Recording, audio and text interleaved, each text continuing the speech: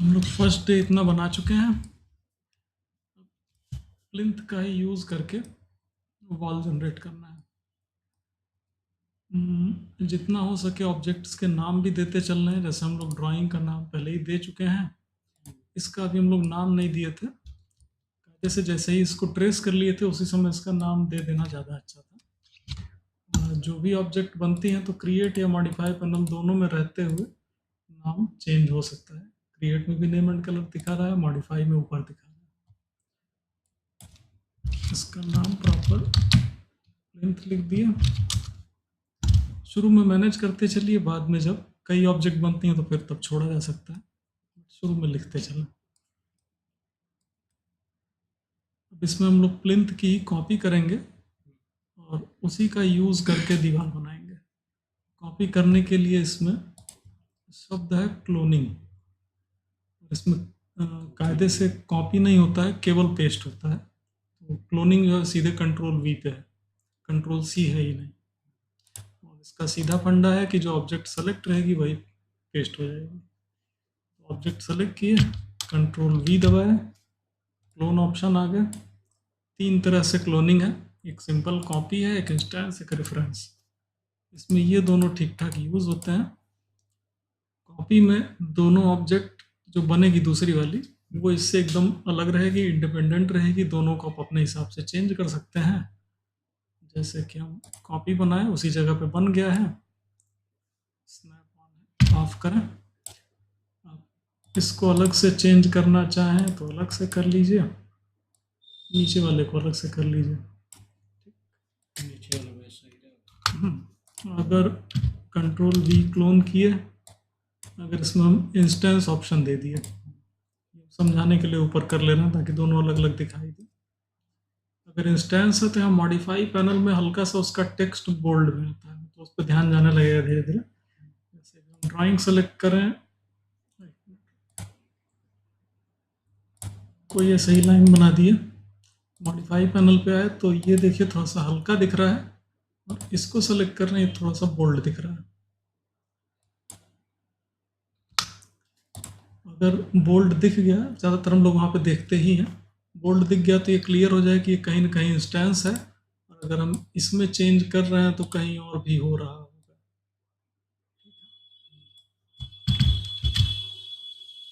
इसीलिए हल्का सा हिंट देने के लिए उसको बोल्ड कर दिया।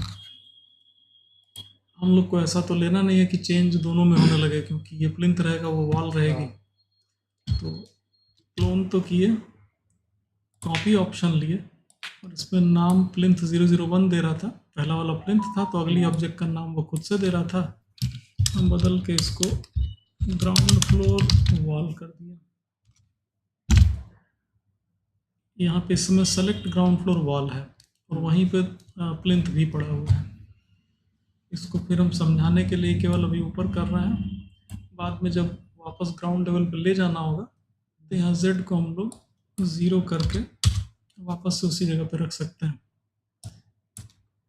और 0 करने का इसमें एक और तरीका अच्छा है कि जो स्पिनर है, अगर उस पर, ये वाला स्पिनर कहलाता है, अगर इस पर राइट क्लिक कर दें तो वो अपने मिनिमम वैल्यू पे पहुंच जाता है। खैर ठीक है, अभी समझाने के लिए अलग किए हैं। जब हम लोग किसी क्लोज्ड शेप पे एक्सट्रूड देते हैं, ये हम लोग क्लोज्ड शेप बनाए थे और एक्सट्रूड दिए तो वो सॉलिड ज्योमेट्री उठा दिया था। हम लोग को ये सॉलिड शेप तो अब चाहिए नहीं। हम लोग को चाहिए कि एक रेक्टेंगुलर सेक्शन उस पाथ पे अगर चल जाए तो हम लोग का ज़्यादातर दीवार बन जाए। तो एक्सट्रूड मॉडिफायर को हटाना है। हटाने के लिए यहाँ से रिमूव करना पड़ेगा मॉडिफायर स्टैक। इसको हम लोग जैसे मॉडिफायर एक के ऊपर एक लगते चले जाते हैं, कई मॉडिफायर लगते हैं, तो मॉडिफायर स्टैक में से कोई मॉडिफायर हटाना हो तो रिमूव ऑप्शन है। जैसे ही हम एक्सट्रूड हटाए तो हमको वापस से ओरिजिनल अपनी लाइन मिल गई। इस लाइन पे अब दूसरा मॉडिफायर लगा रहे हैं, स्वीप। इनको भी खोजने के लिए सिंपल S दबा के खोज सकते हैं, हालांकि S से उतना आसानी से नहीं आएगा।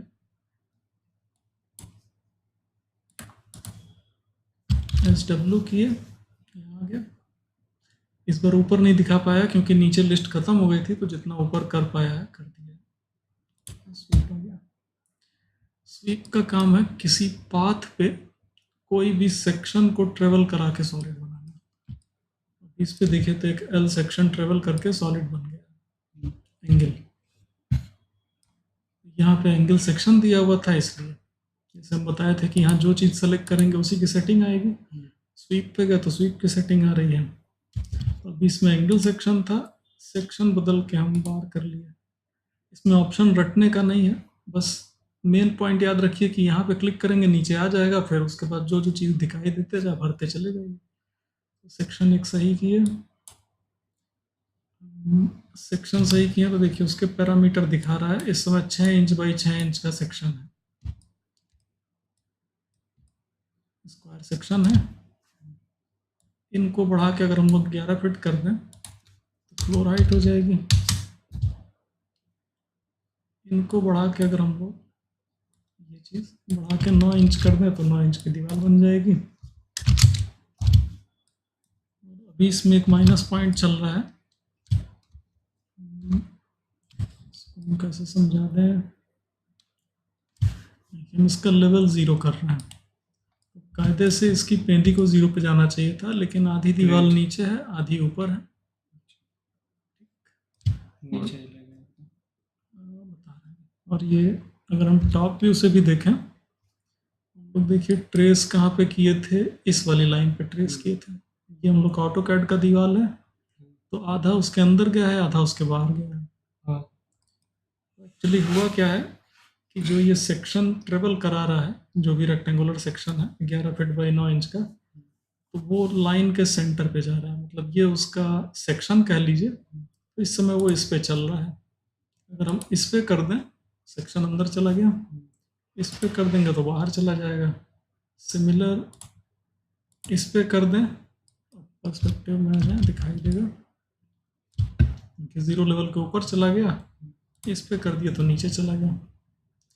कायदे से हम लोग को ये वाला चाहिए कि सेक्शन अंदर भी हो जाए और ऊपर भी हो जाए। ये चीज़ हो गया।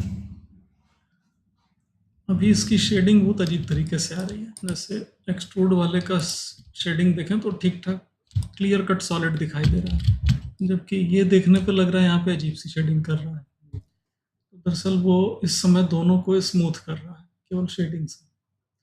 अगर स्मूथ सेक्शन और स्मूथ पाथ हटा देंगे तो शार्प शेडिंग आ जाएगी।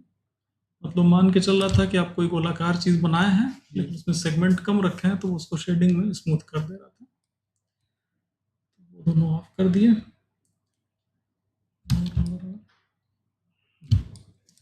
हम लोग की दीवार तो यहाँ से अंदर घूम गई थी, तो उसके लिए हम लोग को जो लाइन है उसको सही करना पड़ेगा।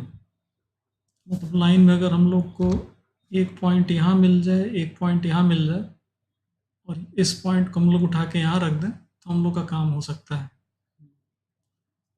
इसके लिए पहले लाइन की थोड़ी सी थ्योरी बता दें।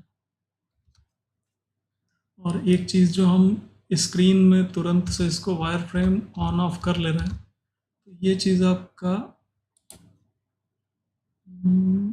यहाँ पे दिया हुआ वायर फ्रेम ओवरराइड स्टैंडर्ड वाला होगा, इसी को ऑफ कर दीजिए, वायर फ्रेम ऑफ हो गया, डिफ़ॉल्ट शेडिंग पे आ गया। इसका शॉर्टकट है F3 और बहुत ज़्यादा यूज़ होगा, तो इसको भी लिखने याद करने की ज़रूरत नहीं है, हर ड्राइंग में 50 बार यूज़ होगा। एक तो F3 था और एक F4 है, उससे इसकी एजेस दिखने लगती हैं, इसकी भी ज़रूरत मन भर पड़ती है। दोनों ठीक ठाक यूज़फुल हैं।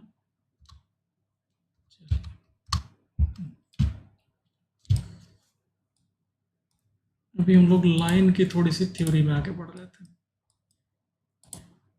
सिंपल कुछ लाइन है, 4 बार क्लिक करके बना दिए हैं। अगर इसमें हमको यहाँ पे बीच में नया पॉइंट चाहिए तो राइट क्लिक करिए, इसमें रिफाइन ऑप्शन है,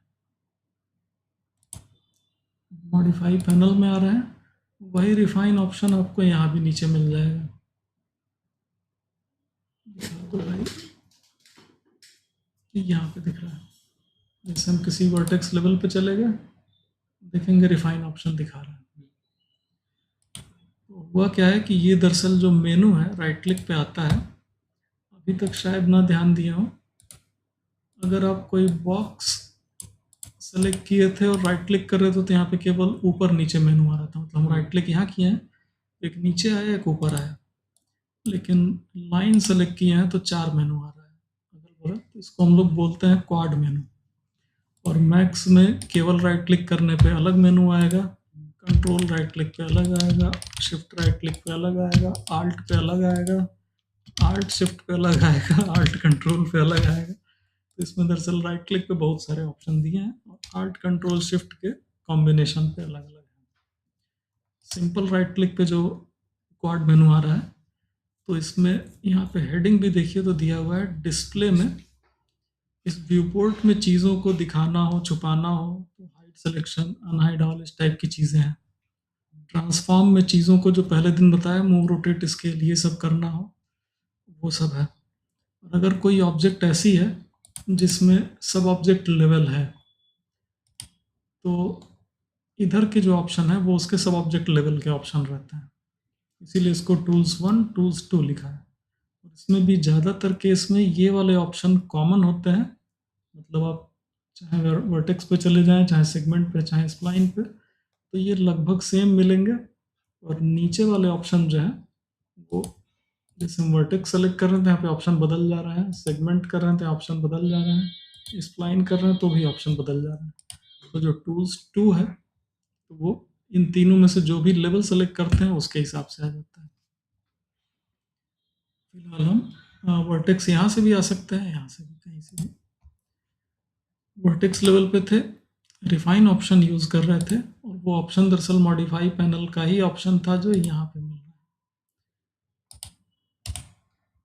अगर हम यहाँ से भी ले रहे हैं तो वही बटन ऑन हो रहा है, और लाइन पे जा रहे हैं तो आइकन माउस का चेंज हो जा रहा है, क्लिक करेंगे तो एक पॉइंट पड़ जाएगा, जहाँ भी देना चाहे दे सकते हैं। और ये टूल तब तक चलता रहेगा जब तक इसको ऑफ ना कर दें। ऑफ करने के लिए जो भी आपका व्यू पोर्ट एक्टिव है, इस समय एक ही व्यू पोर्ट है, चारों होते तो जिसमें आपको करना होता उसी में राइट क्लिक करना होता। फिलहाल एक ही व्यू पोर्ट है तो इसी में राइट क्लिक करेंगे तब वो डिसेबल हो जाएगा, तो अब नया रिफाइन नहीं हो रहा है। वर्टेक्स बन गया है, इसको जहाँ मन करे लेते जाइए। अगर आपने इस पर कोई मॉडिफायर डाल रखा है तो आप नीचे के लेवल पे चेंज करेंगे ऐसे तो वो ऊपर के लेवल पे अपने आप दिखाने लगेगा। अभी हम लोग नीचे के लेवल पे जा रहे हैं तो उसका सेक्शन गायब हो जा रहा है पूरा, मतलब लाइन लेवल पे लाइन दिखा रहा है और स्वीप लेवल पे स्वीप दिखा रहा है।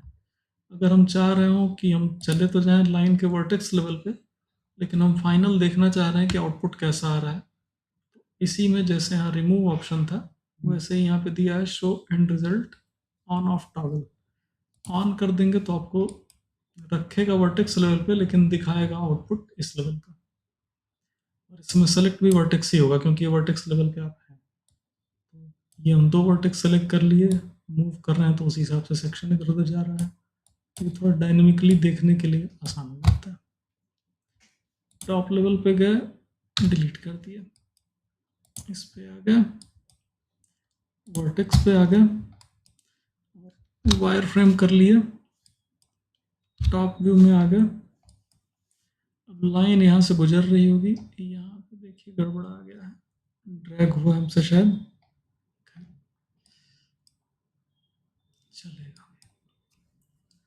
लाइन हम लोग की यहाँ से गुजर रही है और वहीं पे 2 ऑब्जेक्ट गुजर रही हैं।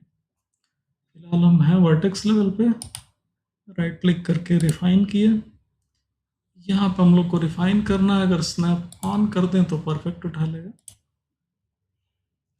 ड्रैग हो जा रहा है। अच्छा इसी से हुआ गड़बड़, चलिए सही करेंगे। यहाँ पे भी क्लिक किया, दरअसल इसकी वजह से गड़बड़ हो रहा है, यहाँ पे गलती से ड्रैग हो गया होगा, उसको भी समझा दे रहे हैं थोड़ा सा। 2 जगह रिफाइन किए, राइट क्लिक किए, इस वाले वर्टेक्स को अगर हम लोग सही जगह बैठा दें, कायदे से इसको बैठ जाना चाहिए था, लेकिन यहाँ पे ड्रैग होने की वजह से वो कर्व बन गया है। वो भी थ्योरी कवर कर देते हैं, click drag click drag click right click, modify में गए, वर्टेक्स पे आ गए, ये वर्टेक्स कॉर्नर वर्टेक्स है, इसमें कोई हैंडल नहीं आ रहा है, और ये बेजियर वर्टेक्स है, इसमें हैंडल आ रहा है। अगर हल्का सा भी ड्रैग हुआ है तो वो इस तरह से हैंडल दिखाने लगता है, वही चीज़ यहाँ पे आ रही है। अब अगर हम इसको इधर उधर ले जाएंगे तो कर्व जरूर से बनाएगा, फिलहाल यहाँ पे वही कर रहा है। इसमें दीवार भी जबरदस्त बनी होगी। टॉप व्यू, वर्टेक्स, ये बिना ड्रैग के ही लिया है भाई, लग रहा है सेटिंग में मिस्टेक है। लाइन में देखिए ड्रैग लिया तो सही है भाई सेटिंग, फिर पता नहीं क्यों गड़बड़ किया है। इनिशियल टाइप कॉर्नर ही लिया है, ड्रैग पे बेजियर लिया है, पता नहीं। चलिए फिलहाल किसी भी वर्टेक्स को सेलेक्ट करें, उसकी टाइप यहाँ पे देता है कि वो बेजियर है कि कॉर्नर है, या दो और हैं, स्मूथ या बेजियर कॉर्नर। कॉर्नर में कन्वर्ट कर देंगे तो उसका हैंडल गायब हो जाएगा। इस पे भी गलती से बेजियर ही पड़ा है, क्यों पड़ा है फिलहाल अभी तुरंत नहीं आइडिया है।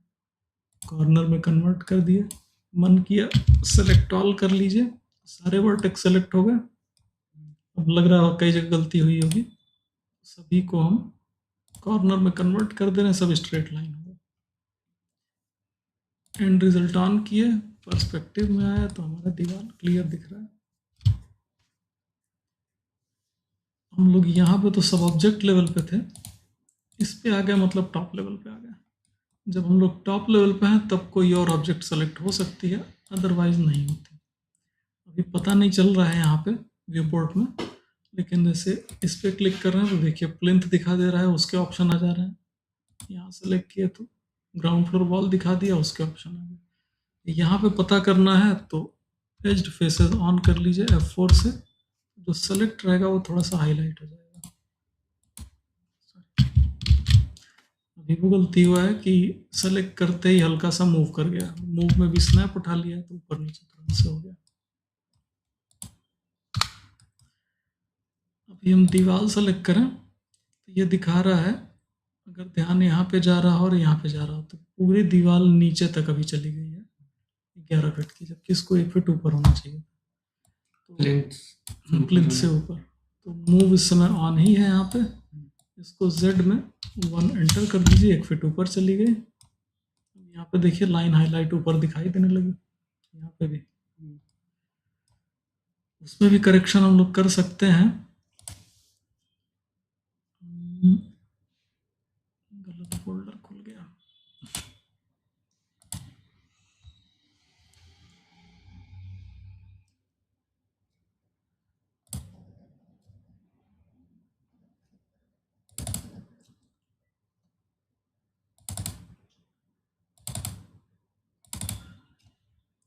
अभी हम लोग इसमें गलती क्या किए हैं दीवार की हाइट में, कि छत की मोटाई नहीं इंक्लूड किए हैं, बीम की मोटाई नहीं इंक्लूड किए हैं। अगर बहुत झटपट में एलिवेशन बनना है तो उसको कंसीडर करने का कोई मतलब भी नहीं है, ढक जाएगा, छुप जाएगा। लेकिन अगर आपका प्रोजेक्ट ऐसा है कि उसमें इंटीरियर की चीज़ें भी होनी है तो इनको भी कंसीडर करना पड़ेगा। मतलब अगर कोई स्टूडेंट पहले ही से एकदम क्लियर हो कि हमको केवल एलिवेशन सीखना है, बस महीने भर में सीख के ख़त्म करना है, तो हम इस टॉपिक को डिस्कस ही नहीं करेंगे। सिंपल है कि आप दीवार बनाए, छत बनाए, बना ख़त्म करिए। फिलहाल देखिए यहाँ पे 1 फीट का प्लिंथ है, 11 फीट पे छत लग गई है, लेकिन छत उसके अंदर ही है, तो दीवार यानी कि नीचे जानी चाहिए, और अगर बीम है तो फिर उससे भी नीचे जानी चाहिए। टोटल 1 फीट वैसे ही हो जाएगा, ज़्यादा ही हो जाएगा। जैसे अगर 9x14 की बीम हो गई तो 14 इंच नीचे आएगा, तो उस हिसाब से यहाँ पे स्वीप में ये वैल्यू एडजस्ट करनी रहेगी, कितना नीचे करना है। तो अभी हम 6 इंच की छत ले ले रहे हैं, तो 10.5 इंच का दीवार ले लिया। अभी बीम नहीं कंसीडर कर रहे हैं, अभी उसको छोड़ दे रहे हैं। बीम तब जरूर कंसीडर करनी पड़ेगी अगर वो यहाँ पे, एक तो इंटीरियर में तो मस्ट हो जाएगा, और यहाँ पे वो निकल रही होगी बरामदे में, यहाँ दिखाना पड़ेगा, तो उतने दूर हम लोग एडजस्ट कर लेंगे। ठीक, बाकी कहीं सीढ़ी के नीचे शायद ज़रूरत पड़े, वैसे जहाँ जहाँ ज़रूरत पड़ेगी वहाँ पे कंसीडर कर लिया जाएगा। इंटीरियर में अगर कहीं बीच के रूम में बीम जा रही है, कंसील्ड नहीं है, तो दिखाई देगी उसका क्या करना है। सब जितना रियल डायमेंशन पे बनेगा उतना ठीक रहेगा। जैसे प्लिंथ सेलेक्ट करके दीवार बनाए थे, तो ऐसे ही दीवार या प्लिंथ में से किसी का यूज़ करके फिर छत भी बन सकती है। अभी प्लिंथ से आसानी से बन जाएगी। प्लिंथ सेलेक्ट किया, कंट्रोल वी क्लोन कर दिया, नाम दे दिया फर्स्ट फ्लोर, कॉपी ही रखे हैं, एक्सट्रूड पहले ही से पड़ा हुआ है। मूव में इसको हम लोग अगर जोड़ना मुश्किल हो तो बारी बारी भेज सकते हैं। जैसे 1 फीट ऊपर भेजे तो प्लिंथ के ऊपर आ गया, 11 फीट ऊपर भेजे तो छत पे चला गया। अभी 10.5 फीट अभी इसमें क्या हुआ है कि जो एक्सट्रूड है वो लाइन के लेवल से ऊपर की तरफ हुआ है। वही चीज़ यहाँ भी है कि छत के टॉप पे इसको होना था, तो एक्सट्रूड उसके ऊपर 1 फीट हो गया है। नीचे से लिए होते तो इसको हम लोग माइनस में भी ले सकते हैं। तो एक्सट्रूड की वैल्यू अगर हम मूव भी कर सकते हैं। -0.5 एंटर कर दें तो भी ये ठीक हो जाएगा। और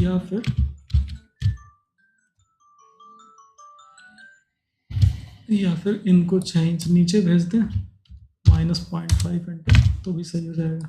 लेकिन हम लोग प्रेफर करते हैं कि जो छत का लेवल हम लोग दिखाते हैं उसी पे उसको रखें। जैसे हम ये सेलेक्ट किए तो दिखा दिया 1 फीट लेवल पे है, प्लिंथ सेलेक्ट किए तो 0 लेवल पे है। तो उसी तरह छत अगर 12 फीट लेवल पे हो तो वही हम लोग के ड्राइंग में भी मेंशन होगा। छत का लेवल 12 फीट है, तो इसलिए पर्सनली हम लोग इसको ऐसे करते हैं कि ये रखे और इसको एक्सट्रूड में -0.5 या जितना 5 इंच का हो तो 5 इंच उस हिसाब से नीचे भेज दिए। मुझे लग रहा है आज के लिए इतना।